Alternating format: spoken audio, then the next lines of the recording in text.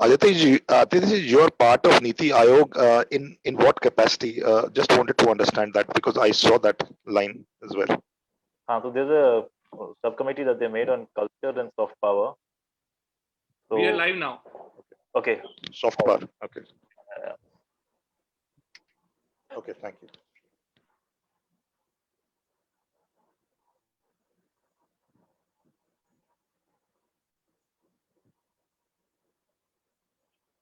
I think we are live on FB at the moment. Sir, good morning. Good morning. Good morning, Kamal ji. Namaste, Aditya ji. How are you? Namaste, Abhinav ji. Nice to see you, sir. Nice to see you. Nice to see you all, sir. Namaste, Kamal ji. Namaste, Sunil ji. How are you? Fine, sir. Fine. How are you? Good, sir. Actually, Kamal, the last time Kamal ji had told me that, whenever we have some meeting, it should be, at least 1 week before. So, we should know because the last meeting he had missed. So what I did, I ensured that I tagged Kamal ji this time in Facebook also. So thank you for joining. Thank you. Sir, I have a good news for you that we have connected now with fiber. So our connectivity will be good from Jammu until unless we have a power failures now. Oh, Okay, congratulations. चलो मुबारक हो सबसे बड़ी फतेह है ये और क्या sir? Thank you. So you've connected with Cyber. Is that the name of the company? No. I'm doing BSNL fiber. BSNL Fiber. Okay. The internet speed is good and disconnectivity जो पहले होती थी, I hope that it will not be there now. Great. So Aditya ji, how are you doing? I'm good, Kamal ji. How are you? Lovely to see you virtually, but yes.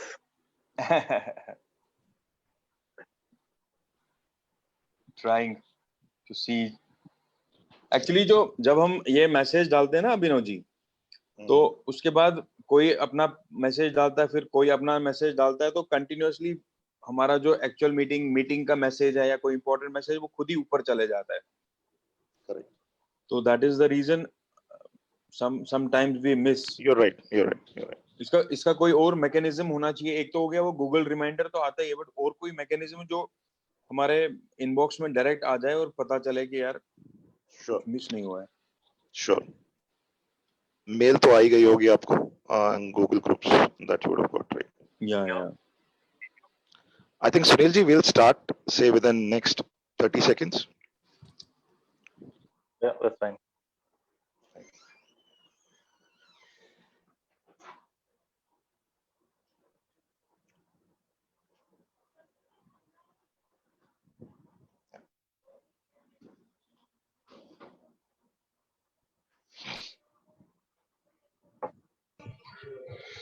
Abhinav ji नमस्कार, नंदन बोल रहा हूँ. Namaskar Nandan ji. I was very sure you'd be joining this meeting. Yes. It is something which is very connected with you. Exactly. This is in sync with what I do. मेरे को Google Groups में मैं नहीं हूँ. How do I join there? I will be adding your name in. You can just ping me your Gmail email ID. address. Email, yeah. Gmail ID. I'll be adding you in the Google Groups. Thank you. ठीक है sir. Yeah. So I think we can start.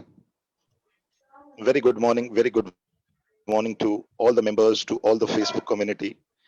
Today we have got a very special guest in Mr. Aditya Kitroo. Mr. Aditya is the co-founder and managing director of Joes and Fine. Now, Joes and Fine is a handicraft. It's a Pashmina. They are into Pashmina. They are into handicrafts. It is a great company which is based in Srinagar. They have more than 100 artisans, that are working for them. I'll not go into technical details of what he is doing because he's a specialist in his job. But what I can say from a common man's perspective is, whenever you think about Pashmina, whenever you think about intricate work, the finest Pashmina in the world. I think the name that should immediately come to your mind is Mr. Aditya Kitroo. I've been following him, his company, for quite some time now. Whatever posts that I see on Facebook, they are superb in terms of quality, in terms of the kind of intricate details that they go into as a company, the kind of exports they do to all over the world, the kind of design office they have in Paris. So everything, whenever I see this company, whenever I see Mr. Aditya, he is very well managed, very well thought of as a person, as a group, as a company.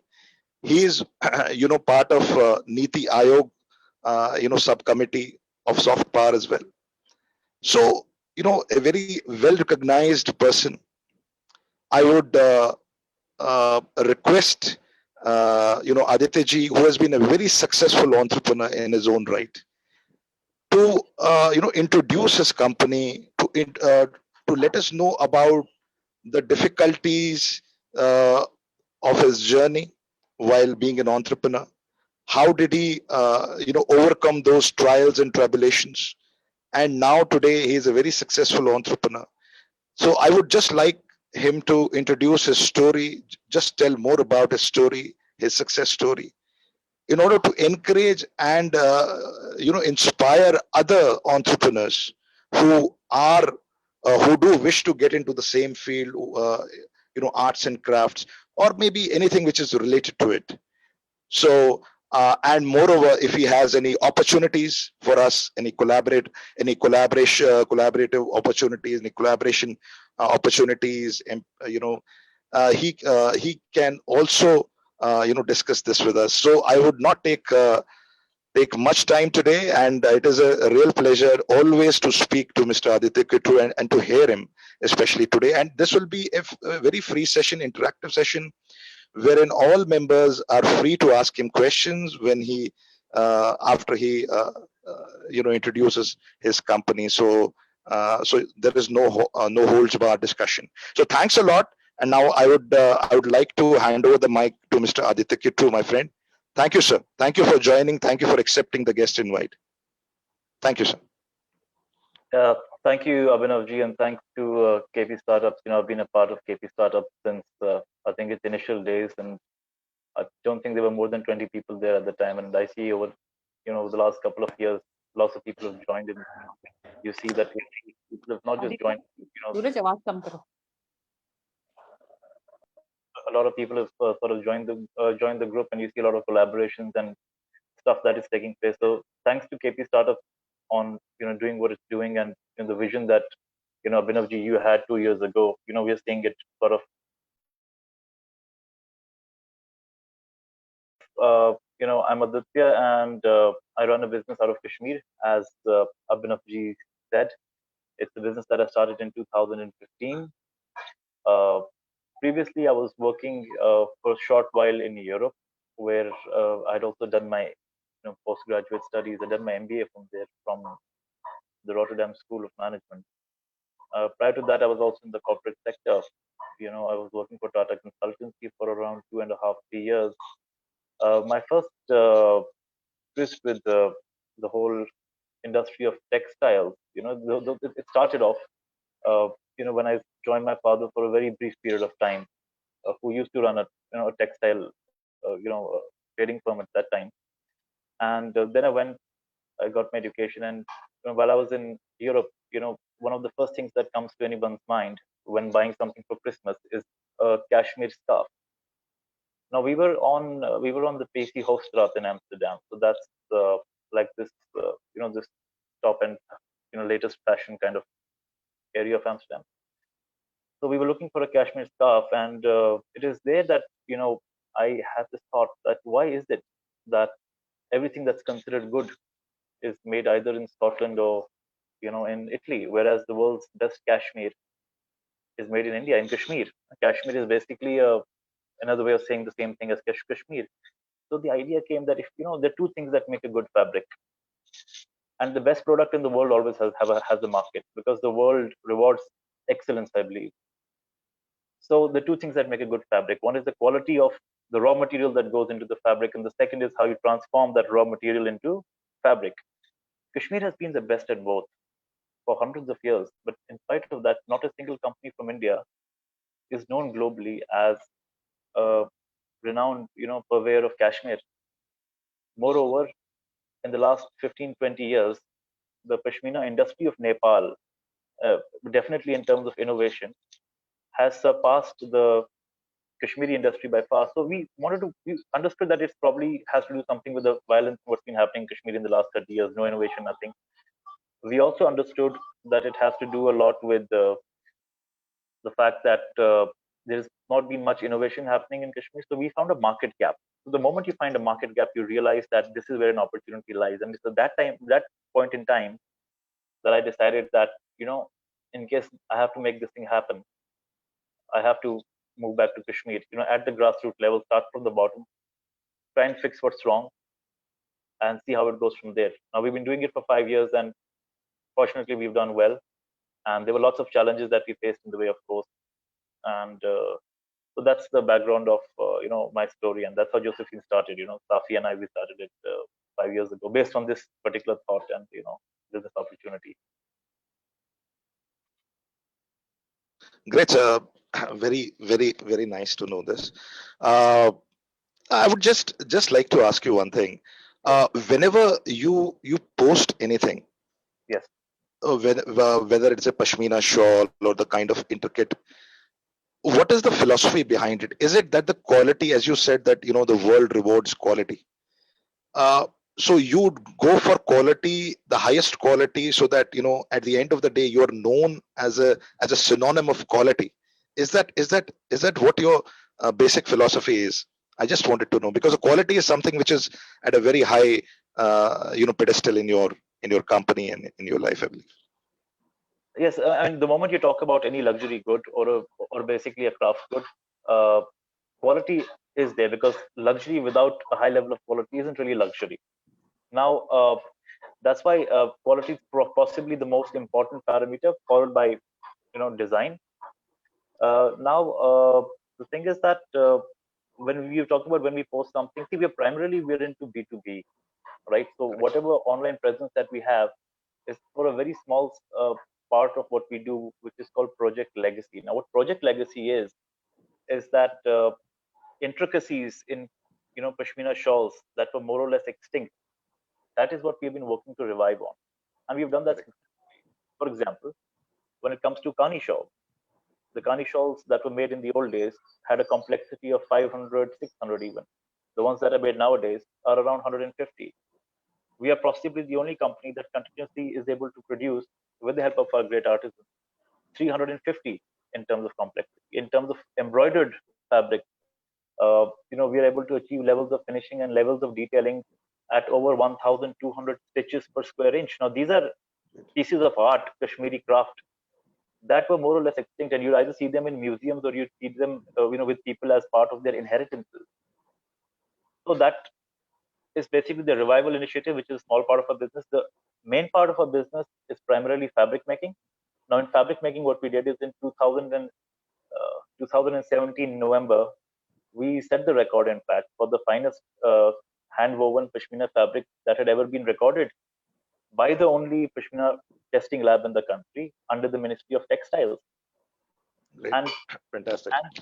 And the beauty is that you have all these international companies, especially ones based out of Italy and Scotland, which are the leaders in terms of volumes and even in terms of perception.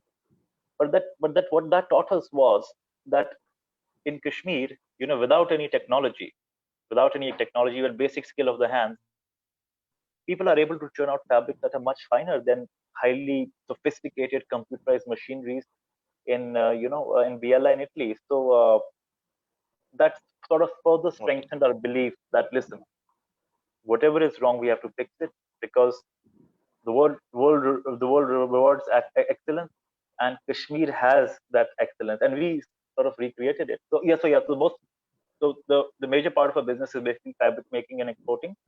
The embroideries and all the other stuff that you see, that's like a small section of it. That's more of the art revival thing. We started off as a hobby, but it was of course based out of passion. It was just a small project on the side, but it has turned into a good income stream for us. I'll admit that. Great, great. So, do we have these kind of artists who go into such detailed, embroidery and other stuff that you're talking about? So that means we have these resources. Is that right? Is that right? Yes, In the valley. yeah.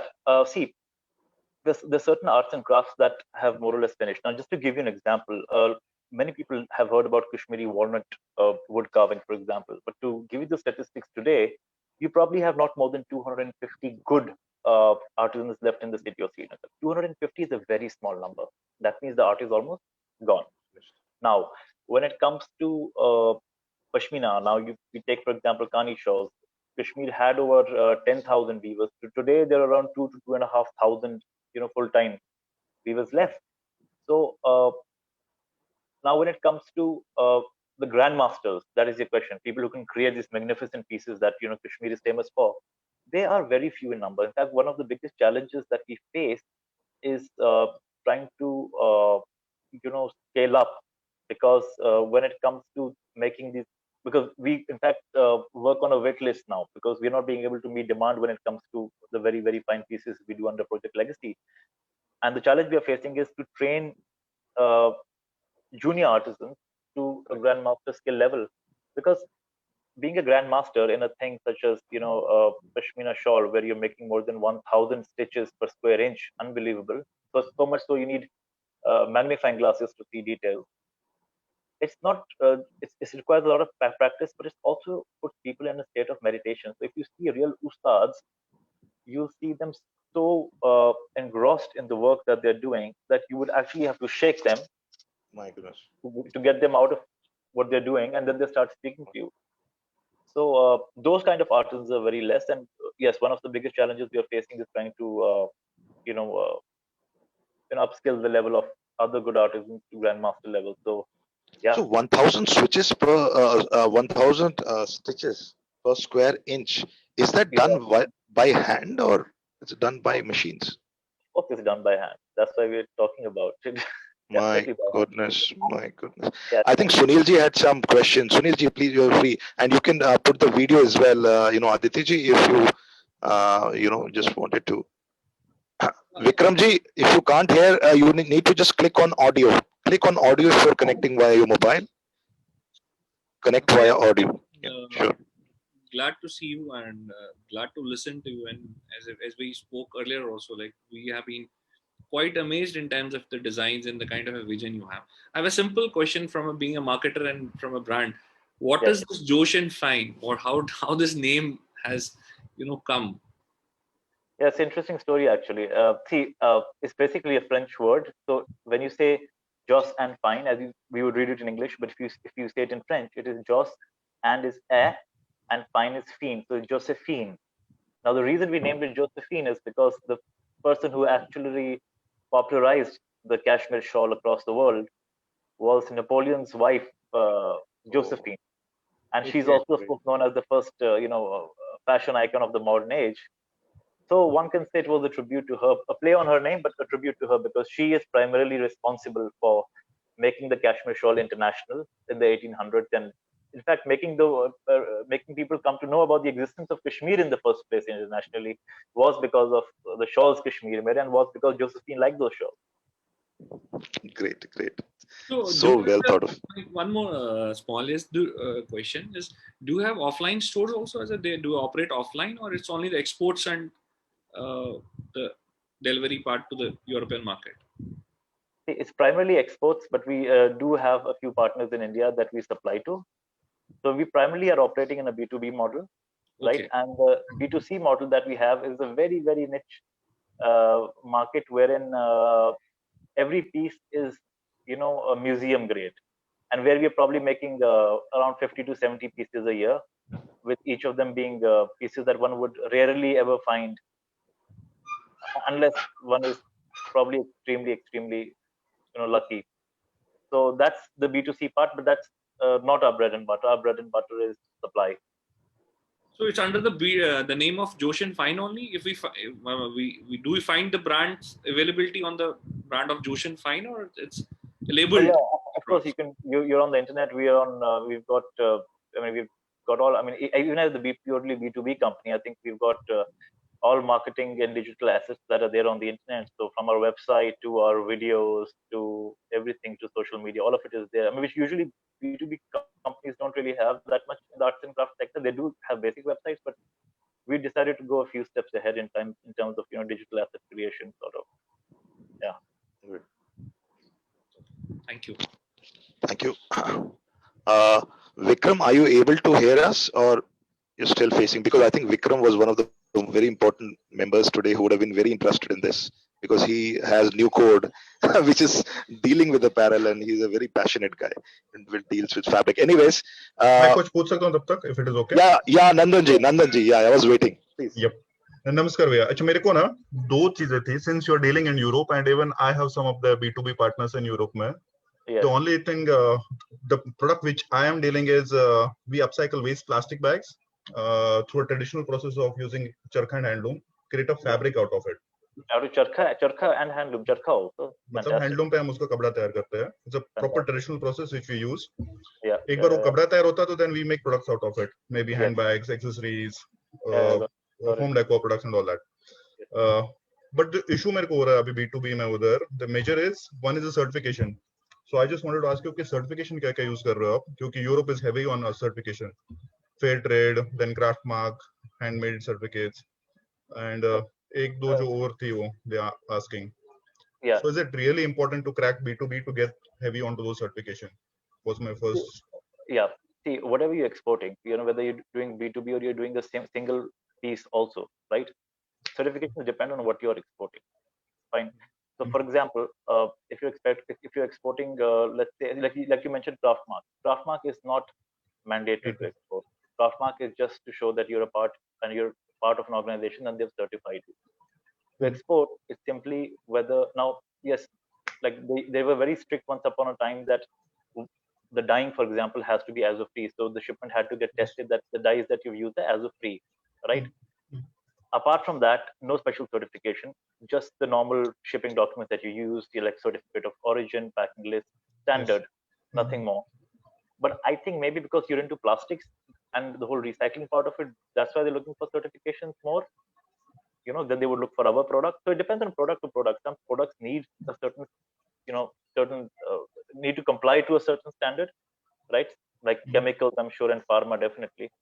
Then some other products don't need certain certifications. Like we practically need no certification. In fact, except the ASO, that also if clients ask us for it. Otherwise, there is no certification required at all. It's just your import-export license, your invoice, and simple. In cases of Pashmina, no certification required. Okay, for that. हमारे लिए actually दो चीजें वो हो जाती है क्योंकि the two missions which we are working on is one is that we are conserving the environment by reducing plastic waste. The other one is we are trying to create a livelihood in the cities as well as in the village where we have these weaving units. Yeah. तो उसमें वो fair trade का बात आ जाता है कि you need to have the fair trade certificate, whether you're paying them properly, whether no child is being worked, वो सारी चीजें. So that's that thing was very common, especially in Kashmir when it came to carpet. But today nobody's asking. Nobody's so far asked us for anything. Never. And we've been exporting without it, and it's not even required to have a fair trade certificate unless you are claiming to be fair trade. Fair trade is a certificate, right, that you claim to be a part of, right? Yes. That's the application you put in. So unless you claim to be fair trade, then you don't need the certification. And to export, you don't need fair trade under any circumstances, I think, unless you claim it to be a fair trade product. For export के लिए are you registered under EPCH? No, not under the Export Promotion Council of India. No, we are not registered under it. We've never gone for that registration. In fact, even in terms of what you get from it, in terms of after you export, some of those incentives that you get for handloom Pashmina, there really isn't anything. And they don't give us any incentives of those 2%, 3% for the exports. I don't know. It's 2 to 7% on exports. That is basically if you're importing yarn and you're using imported yarn, then they sort of give you an incentive. But in our case, it's all locally made and exported, and we never even registered at ETC yet. Never taken an incentive, but it doesn't really exist because we don't import yarn. We import yarn, then they give you an incentive on it. You make Okay. yarn out here, then it's basically you get 100% refund on the GST that you have paid, and that's it. One more ek last before I can switch off is since I'm still starting with exports into Europe, so सिर्फ एक France में है और एक Germany में है. So any tips where we can get into B2B? How do you crack it? Since you had been there, but for me it wasn't there. Yeah, I think the most important thing is try and meet as many people as possible. That you meet the customers face to face and show your product, and try and meet as many people as possible. I mean that's probably the simplest way to go about it. I mean, you do your research, you have people that you can meet. Okay. Other people who might even be your competitors, meet them as well, because you'll get to learn a lot from them. Competition And actually है नहीं ज़्यादा. There's nobody else actually doing these kind of things. एक well, दो NGOs हैं. in that case, you meet I mean, there's so many. I mean, it's sustainability, because that's what your whole brand seems Yes. to be based on. Yeah. Is the next trend, right? And a lot of companies are getting into that, especially young brands. If you see, so the fundamental thing is, I mean, you get in touch with them, send them a sample, go meet them. That's the way we've always been doing it. Okay. Makes Yeah. sense. If that's it. Yeah. Thanks a lot, sir. Thank you, Nandanji. In the meanwhile, I just wanted to ask you, Aditya ji, were there, I mean, just to know more about your journey, 2015 is, when you started. Were there any difficulties initially? Where, if a new arts and crafts entrepreneur, anyone who wants to start his business now, what are the tips that you would give to the person? What are the issues that you faced as a person, as an individual, as a businessman? Because I know that your father was already into this, so I can understand the kind of hand holding would have been there as compared to a new person. It'd be very far more easier, I believe. But even then, what are the issues? What are the trials and tribulations? And how does a new person who's an aspiring arts and crafts entrepreneur, how does he, traverse this journey successfully? So what are the things that he needs to be very careful about, or he needs to, stress on? Yeah. Thank you. Yeah. So the first thing you asked is the biggest challenge in 2015 when we started. Well, the biggest challenge for me was obviously, relocating back to Kashmir, because I'd been there for vacations a few times, but I'd never lived there. And I was a Kashmiri. I mean, I am a Kashmiri, but then you go back to a place that you've heard so much about, probably day and night as you've been growing up, and the place ends out. So it's still an alien land for you because you never lived there, right? And another challenge was that we weren't really basically setting up industrial unit wherein you have the machinery, you hire engineers, and you make the product. Here, even to make the product, you had to do a fair bit of research because it was such a disorganized industry that you have one artisan here, another artisan living 100 meters later, and once they create what they create, then that has to go to a third place for finishing, then that goes to a fourth place for dyeing, then a fifth place for further finishing. So starting in a place that was somewhat alien to me, and getting into, because whatever I had seen of textiles was very industrialized.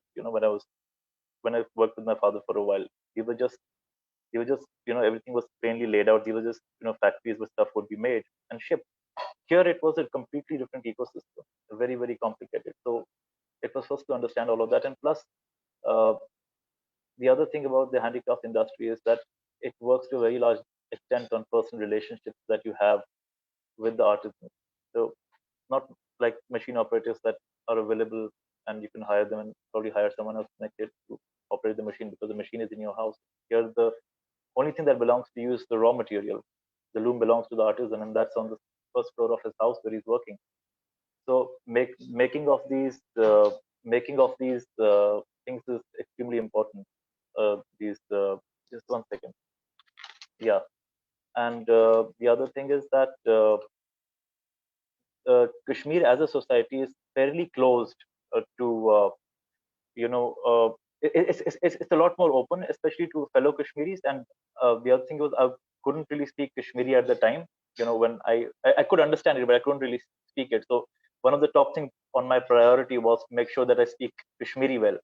So this was when we started in 2015. Now, for your second question, which is what would one suggest to arts and craft entrepreneurs, is that is that just 1 second, please.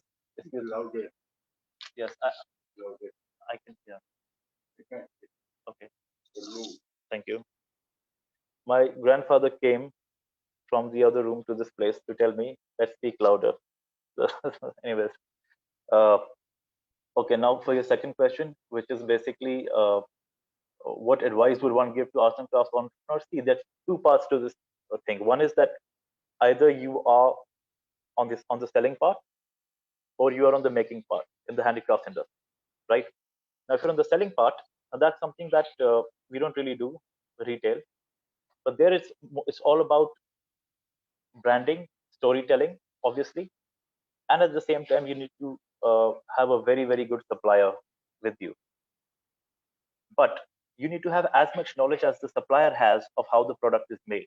Now, if you take any handicraft product, you can take a paper mache box, you can take Pashmina fabrics, so cruel fabrics like we make, something copperware. You need to know how that craft is. You don't need to be an artisan, but the moment you understand technicalities of any handicraft, like a shawl, for example, how many threads go this side, how many threads go this side, and how colors change once you have a warp and weft, fundamentals, then you can yourself innovate as well. Correct. Otherwise, you as a brand would be completely dependent, or to a very large extent dependent, on the retailer, or on the supplier or artisan, basically. And what they tell you, the designs that they give you, might not actually be the designs that resonate with the market. And that's where innovation will also not happen. Now, if you're on the other hand, on the other side, which is you are a supplier, uh, the golden rule of any business comes into play here. You either give the same quality product at a lower price, or at the same price, you give a better quality product. The second thing is that the handicraft industry, only in certain parts of India has it become very professional. Kashmir, in fact, this is what the people across the world have in fact told me, and a lot of them had stopped working with Kashmir, especially the Pashmina industry, and gone to Nepal, primarily because the Nepalese, they said, were a lot more professional in that outlook. Whatever be the reason for that, I mean, definitely a place with has regular curfews, people will not be able to stick to timelines. But the second part of the supplier is that, first, the pricing thing I told about, and the second thing is that meet as many people as you can. Like I say again, see, the return that you get in life, I believe, is a function of the number of human transactions you have, right? So let's say your success rate is 10%. So 10% on 10 people would be 1%. However, 10% on 100 people would be 10 people, right? So that's 10 times more. Very right. So you will have people, especially at the start, you'll have people who will be rude to you. I mean, I remember when I started, probably my 6th or 7th month or something like that, and I walked into a very fancy store in Rotterdam, in fact, and the owner was right up on top, and I was basically shooed away like, get lost, get lost, get lost. And I was a kid, and of course, at that time you get angry, or get frustrated. Some people might even lose hope. But at the end of the day, uh, you have to go through all of that, right? Be as tough as you can, meet as many people as you can, and understand your competition. By the way, understand what they're selling, get as much intelligence that you can, because then only you'll be able to innovate and give something better to clients, so that they may shift from their existing suppliers to you. You need to have a unique selling proposition. Otherwise, nobody's going to give it to you on how good you speak or how good you look. You need to give something better in terms of numbers, basically. Great. Great, Aditya ji. Anyone else? If anyone else has any questions, it is a free interactive session. Anyone can ask questions. Vikram ji, are you there still, or anyone else apart from Vikram? Sir, I have a permission to ask. Thank you, please. Yes, Kamalji, you. Aditya ji, I just wanted to know, because actually my father-in-law is also in the same business. Yes. But a question comes in my mind that if we see the next generation, in both the terms. Like, one is who is going to manufacture such a beautiful product, and second is that, next, again talking about in context of next generation, how are people going to use this, or are next generation very willing to use such beautiful product? Are they really or will they be really aware about what is this product all about? This is one part of question. Second question is a very, I think, unique question for this industry, which I had asked to my father-in-law also, that he also didn't had answer till date. Sir, my grandmother also has taken Pashmina shawl. After that, my mother has taken, my nani has taken, ABC, XYZ, all the ladies, including there are men who are using such a product in terms of gown, in terms of shawls and all. But there is a full stop somewhere where my nani had certain products of Kashmiri Pashmina shawl, who couldn't give it to somebody in our family because किसी को चाहिए ही नहीं था. बहू बोलती है मेरे पास भी है, दूसरी बहू बोलती है मेरे पास भी है, बेटी बोलती है मैं कभी लगाना नहीं चाहूंगी shawl, I am living in Bombay, I'm not used to such stuff and all. So nutshell में the product should have some scrap value also. Like today I have five pashmina shawl which are not being used. Maybe they are कहीं कहीं उनको टुक लगा हुआ है छोटा सा, जो मैं ऐसी इंडस्ट्री में वापस दूं जिसको रिसाइकल होके फिर से एक क्वालिटी प्रोडक्ट बन सके. I am not sure that इस ऐसा होता होगा, but these are my two questions which are related to future. And also, agar if in our family there are 5-10 people using it in any family, agar usko वापस करना पड़ा, recycle करना पड़ा, we want to sell it off or something like that, somebody, so can that be created? What is your views about that? Okay, so you had two questions. The first one was that the current generation and how they look at it, whether it's an item that they would buy, and your second part was that on the legacy value of it, whether it's sellable and things on those lines. I'll start with the first one. So when it comes to the demand for the product, see, the reason a lot of us, especially Kashmiris, feel that the demand is less is because most Kashmiris live now in a lot warmer climate, where the demand for the product as such is less. Now, coming to the second part, when it comes to the overall production of Pashmina, whether by hand or by machine, that has multiplied multiple times in India over the last few years, in fact. Multiple times. The handloom has gone down. Right? Handloom fabric, Pashmina. However, when it comes to the overall Kashmir fabric production in India, that has skyrocketed in the last 10-15 years. So the industry has primarily grown in size. Now, the reason for the growth is, first of all, the traditionally these were shawls which are more of novelty items that ladies would wear. Now, especially with Indian population that is a lot more prosperous than it was 20 years ago, and the size of the upper middle class in America in India becoming a lot bigger than it was 20 years ago. The spending propensity of people is also more. So you will find today that Pashminas in design that people could never have thought about 10 years ago. You'll find a cut design in Pashmina. You'll find Pashminas with prints. You'll find Pashminas where they have, let's say, golf players printed all over, and we'll find people wearing that and playing golf at the Delhi Golf Club in the morning. So the market itself has iterated quite a bit, in terms of the products that it's making, and the overall market size is actually increasing. It's not decreasing. The biggest market right now outside of India for Pashmina is still the United States. However, in a couple of years, it would be overtaken by China, because the demand that we are seeing from China is unbelievable. There has never been such a growth in demand of luxury, and it's not the Pashmina that one would look at in Europe and other places where they would basically be fabric based, right? So like scarves. In China, one looks at high-end Pashmina. You're talking about really high-end embroidered pieces and kani pieces. Those are not the pieces that really get sold in the Western market. China is going to be the biggest market for high-end Pashminas within the next year or two. It's clear. Now, the second part of your question, which was on the legacy value of it. Now, of course, Kashmiri child who's grown up outside of Kashmir would value a Pashmina less than their parents who have grown up in Kashmir, right? For a Kashmiri family, especially a Kashmiri Pandit family, giving a Pashmina or having Pashmina made for the daughter is something that starts a few years ago. Government chitil shawl banawan, afghani shawl se banawan, and when the khandar happens, then you give it to her. That's a part of our culture. Now, इसका जो utility होता था कश्मीर में, that we had cold weather, that utility is not there outside. So it's something that a person in Delhi would wear for probably 2 months or 3 months a year. A person in Bombay might never even wear, right? So utility wise, it has definitely gone less.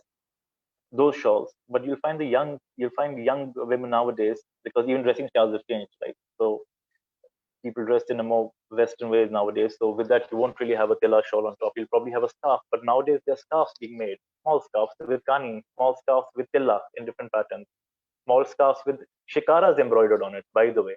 So there's a lot of innovation that's actually happening in design, and the innovation is happening in order to suit the younger clientele. The market is actually it has actually increased inside, and with this whole movement of handmade in India, and buy fabric that is sustainable, and people want to buy fashion items that have a story behind them. So it's actually going good for the Pashmina industry. The handloom part, but has been suffering because power looms have definitely, as you're all aware, given a lot of competition, and the handloom industry has also been trying to innovate. They're trying to make designs which might not be easily replicable on a machine. But then, at the end of the day, there was a time when, Srinagar used to have a Tanga Adda. It doesn't have, there are no Tangas at the Tanga Adda anymore. It's, people are driving their own cars or it's matadors. So, unless we continue to innovate, the handlooms will be replaced by power looms.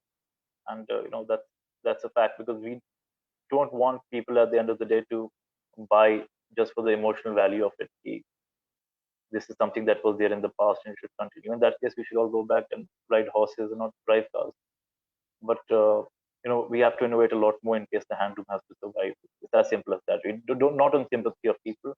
It should survive on the basis of quality, workmanship, and design. Can I add Kitroo ji to it thoda sa? The जो scrap value बोल रहे थे आप, the scrap value of Pashmina is actually high in craft market. There's an antique market altogether. तो Pashmina की सारी अगर पुरानी है, authentic है, उसका antique market में 5 से 6 लाख रुपए का आज भी value है. So I know people who are doing it. Okay. Even I know I've dealt in a lot of antiques, including fragments that are even 250 years old. But antique market is a very very small section. That's antique sale basically. In terms of sales that he's talking about, I think he's talking about something that we might have inherited from our mothers, so which would not be more than 30 years old as a piece, and the value of that basically, which in many cases is not much, because you see the designs that were made 30 years ago, right? A lot of those designs are not resonating with the audiences today. We say that in Kashmiri shawls, the motifs have remained the same. The motifs have remained more or less the same. But even if you look at any motif, even if you look at a buta or a badam or paisley as we call it, over the last 300 years, it kept on changing. Now, if you see the kind of designs that we had 30 years ago with those chinar made, the current generation just hates that. They don't like that one bit. So the value, therefore, doesn't really isn't really that much, and you'll probably get the same amount as a wholesaler will sell it for, because anybody who'd buy it off you would probably be a wholesaler. Antiques, yes, there is a value. Some antiques, yes. I mean, in fact, the biggest sale of an antique took place last year when a moon shawl from the early to mid 1800s was sold for rupees 64 lakhs in London at an auction. So yeah, antiques can go extremely high. 64 lakhs for a shawl was the highest ever recorded for a Kashmiri shawl. Amazing, amazing. Aditya ji, I wanted to ask. I want to ask if, for example, we start talking to people and get collected the old stuff whether of good A design or B design, is it resellable and reusable? Can it be remade later on? Of course, any piece that's in good condition is saleable. Any fabric in good condition is So saleable. even if it is bad condition, but it is a quality pashmina, it can be maybe remade or something like that. If it's in bad Possible? condition, the value goes down. The same thing as a car. In fact, Pashmina in fact holds its value a lot better than a car, because a car, even if you don't use it, Okay. much, Yeah. it will go down in value. I must tell to Abhinav ji, this is a great idea. Basically, Pashmina is always appreciating assets in anyone's house. If at all we are rightly thinking of, क्योंकि मेरे भाई ने शायद 2000 रुपए में लिया होगा वो same quality Pashmina. If it is like Aditya ji said that it is an antique piece, it can cost 1 lakh rupees today, which was bought at 1,000 rupees that time. So it is an antique asset. But I must tell, this is a very good idea which we can take help with Nanda Aditya ji. अगर हम KP Star Your, या your एक voice is packet breaking. shares में, so then we can take it. Okay. Yeah, One. one of the reasons why Pashmina was given traditionally in Kashmiri Am I culture. audible now? Yeah. Sure. Yeah, one of the reasons why Pashmina was traditionally handed down to the daughter, traditionally in Kashmiri culture, was because, God forbid, in bad times, it was collateral for money. Great. So It's so valuable. so One valuable, of the because things, it doesn't yeah, go down in value. That's the beauty about it, right? absolutely. It doesn't Aditya go ji, down in value. Yeah, I would like you said that the handloom innovation, we need to do some kind of innovation. Otherwise, the handloom would go down and it will give way to power looms. Tell me one thing: as you're doing something which is almost like Make in India, Atmanirbhar Bharat, as you do support the programs, because you are sourcing everything raw materials from within India, and then you're exporting. So it's a great job that you're doing for a thing which is almost on the brink of extinction. So what I was asking uh, is there anything that can be done in handlooms which cannot be done by power looms? So, for example, any design which is unique to handlooms, which eventually cannot be replicated by power looms, is that because you said that we need some kind of innovation? So, is everything replicable, or there are some designs which cannot be done by power looms? So that Uh, can be a USP. yeah, see, there are definitely some designs that can't be done, and that's what a lot of people are now working on. Secondly, uh, when it comes to Kani shawls, for example, the ones that come off power looms have a completely different texture.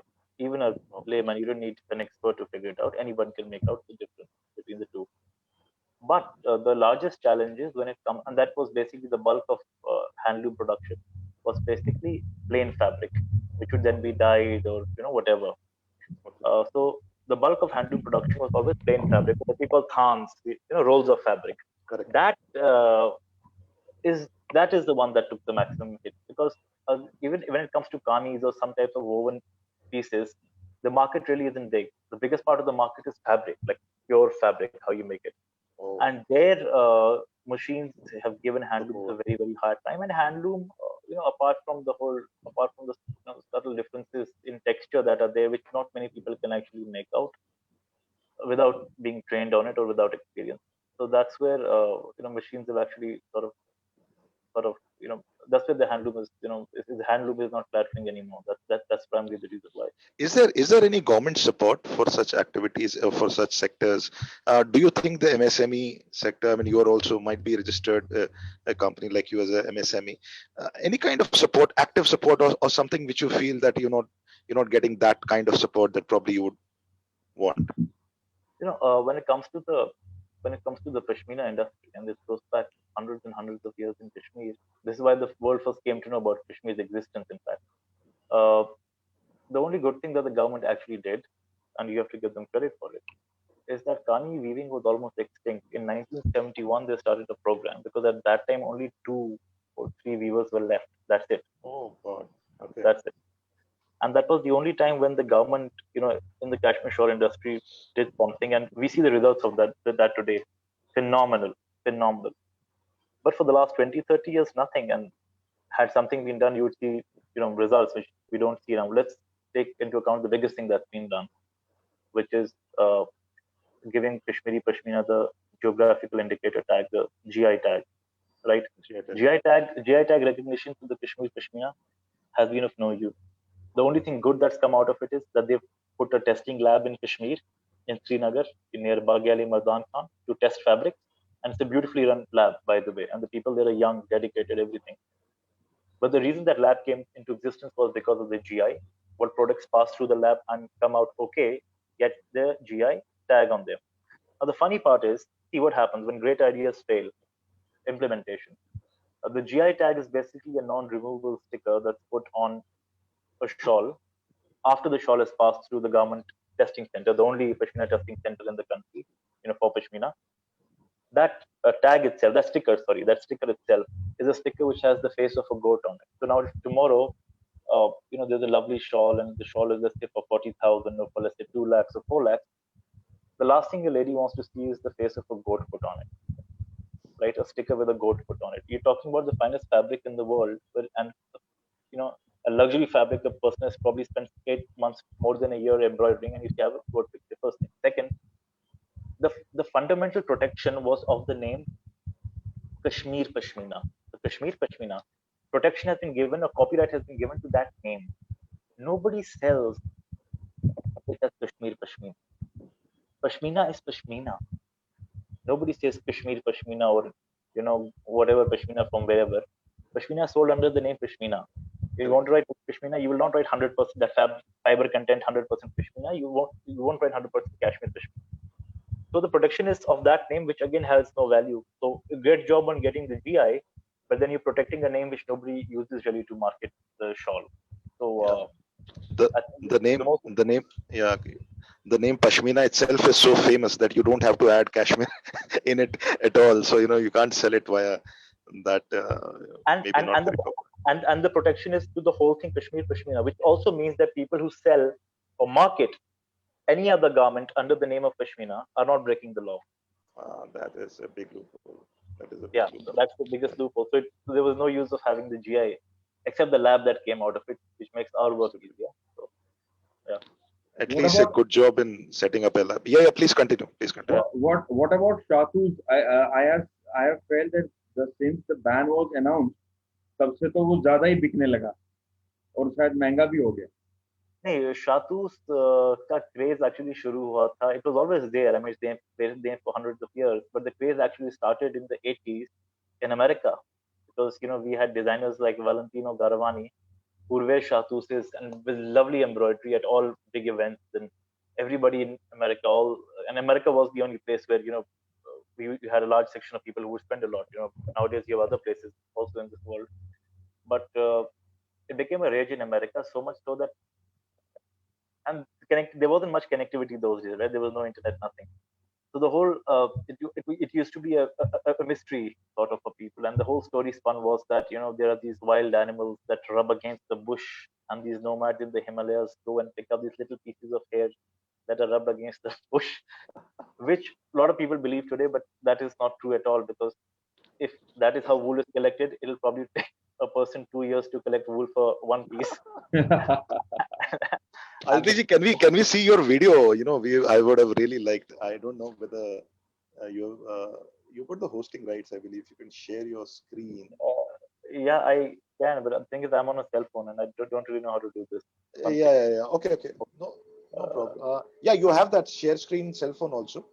Okay, let me just check more. You should have that video in your phone. When you click on this thing, click on share. I don't have a share button. Yeah, I have. You don't have a share. No.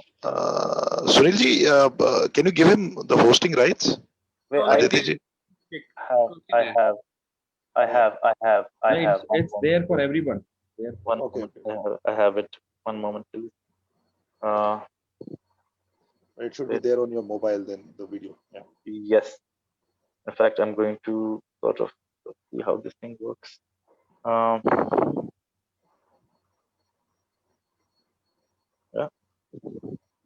Okay, now if I go back to this and share screen. Yeah, here we go. Start now. Allow permission. Yes.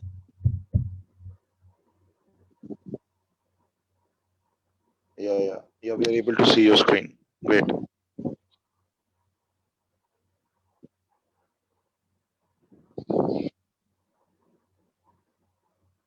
Yeah, is it visible? Yes, it is. Okay, brilliant. So I'm just going to play. Uh, this You is can, yeah, you can do it full screen, and if you can put it horizontal. Okay. Yeah, full screen. Yeah. Great stuff. Great stuff. Full voice.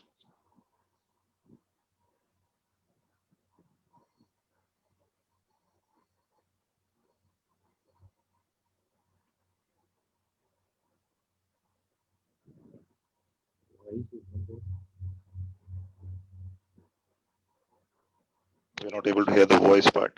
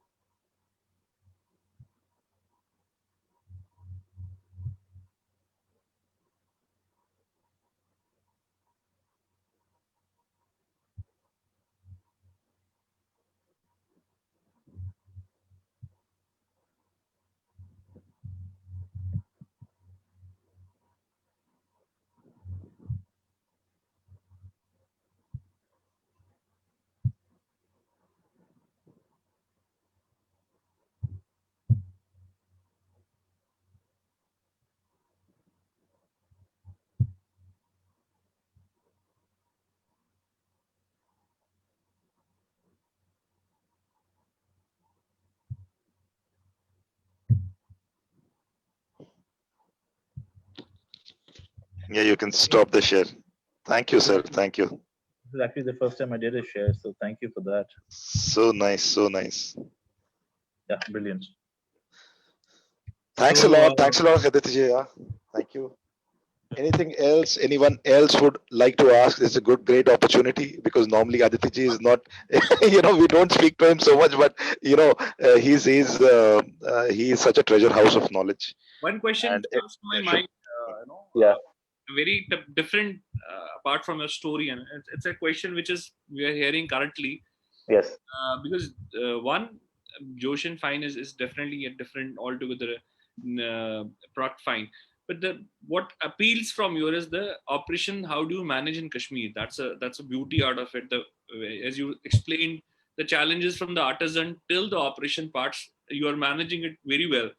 So how do you see? What's your line of one piece advice to the Z generation Z entrepreneurs who probably are looking Kashmir as an opportunity to set up their shop or set up their business, etc., like that? Because now we are seeing a lot of government initiatives in promoting entrepreneurships, not from a KB community per se, but overall as an entrepreneur. So what's your line of advice who are listening us on a Facebook or to the people who are as an audience with us? How do you see from the practical, on ground perspective? There's a lot of opportunity that exists uh, when it comes to the last 20, 30 years, when it comes to design intervention, especially the changes that have happened in other crafts in many other parts of India have not happened there with Kashmir craft, first of all. So you'd see that's one gap that you can explore and get in. The second thing is that I believe that in order to make a company that would be sustainable, that will grow and become a big story one day, it's very important for you to understand the craft. You can get into the arts and crafts business and love handlooms and do it for the passion of it, but over time try and understand how the thing is made from A to Z.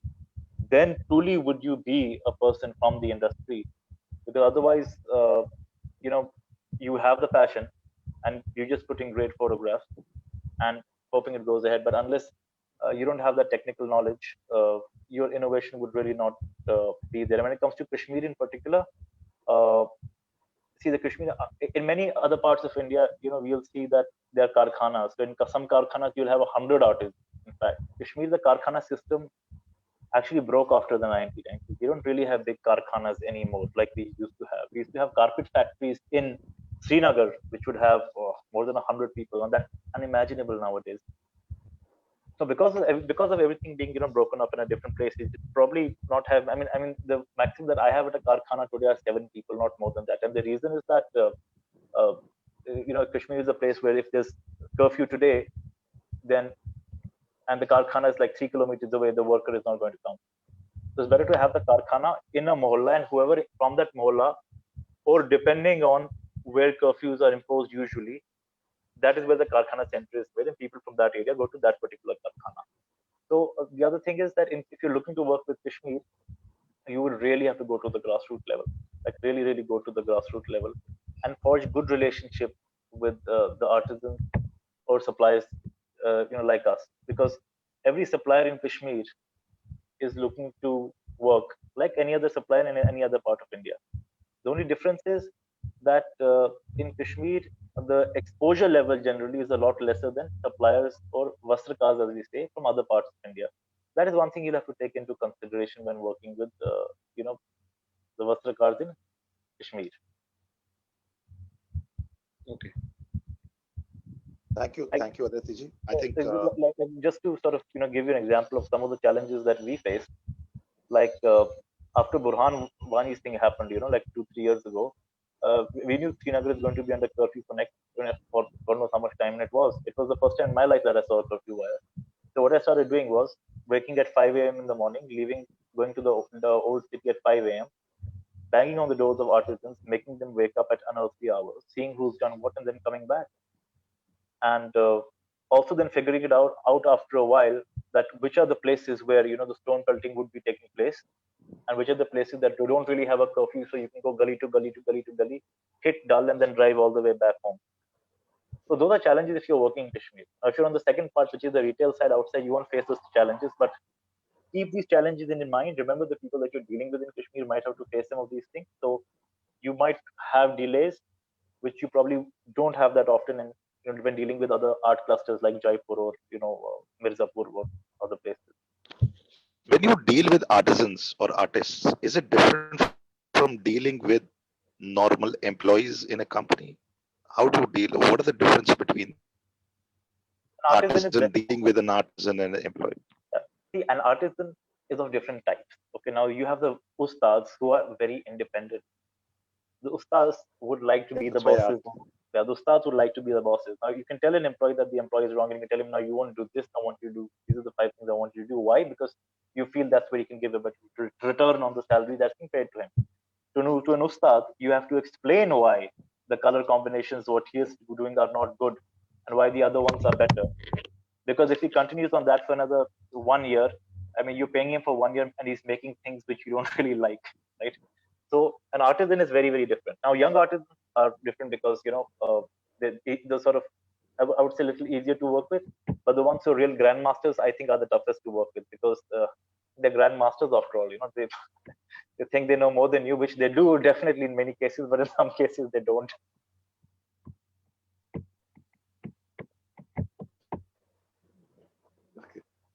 Very different from the grandmasters who obviously know a lot. Thank you, thank you. That's the reason why I asked.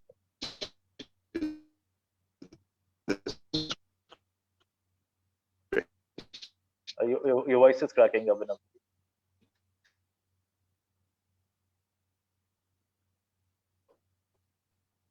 Aditya, are you here with us? This connect issue, I believe. So if people can hear me. Are you able to, Kamal? नहीं आपकी voice break हो रही है थोड़ी. There's some disturbance in the voice. I think आपको इसको headphone को छोड़ दो नीचे. You are too loud when you speak like this. इसको छोड़ दीजिए नीचे. Okay. Am I not issues there? Break हो रही है. Okay. break or I think this is probably an probably an indication from our broadband also that you probably surpassed your time. I think this was a great session. Can I This was a ask the great session. We really last question to Aditya, please? Sorry, this is Rohit from Pune. sure. Please. So Please, Aditya, please. It was really a pleasure to listen to you. So you have your NGO also. So you are operating in Kashmir, right? So this is apart from your that's No, for I'm your not. corporate social responsibility. You are doing something on that, or I've just heard about that. So I'm not sure whether you are doing some NGO stuff. No, what you saw on the website is basically the donation that we have made to some NGOs, because especially in the case of mental health, but we ourselves are no NGOs, and I'm not on the board of any NGO. I've never not been associated in a single NGO activity since I was a child, probably. Okay. No, I thought you have opened some kind of a corporate social responsibility kind of stuff. You are doing some things for especially Yeah, the KPs, especially the that's KPs in Pune, in Kashmir, which were left over there. So how was your experience? Have you met them anywhere, and how was your experience or something like that on that front? well, it's always good to meet another KP in Kashmir, because when you are such a small minority of maybe 3,000 people, it's always interesting to meet Right. another one. And Thanks, we sir. do. Thanks a lot, Aditya ji. I think we have gone past time. So I would really thank you, sir. Thank you, Rohit ji, for your question. And this was a really enlightening session. Thanks a lot for accepting our guest invite. And we would be looking forward for more such opportunities to interact with you, sir. Thank you, Aditya Kitroo ji. Thank you, all the members, and thank you for all the audience, all the social audience. Thank you, sir. Thank you. Thank you, sir. Have a great day. Have a great day. Thank you. Okay.